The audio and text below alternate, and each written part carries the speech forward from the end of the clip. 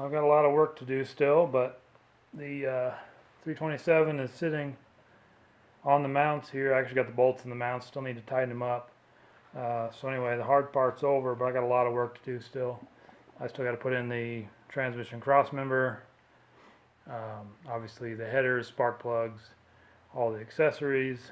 I got to put the fuel system back together, but anyway, just a quick update. Today is Thursday. So anyway, I'll be working on it again tomorrow. Tomorrow's my second day off, so I got this done today. I'm happy with it, and tomorrow I'll get back to work, and I'll have an update later in the week when I get fire this thing up. So thanks for watching, guys.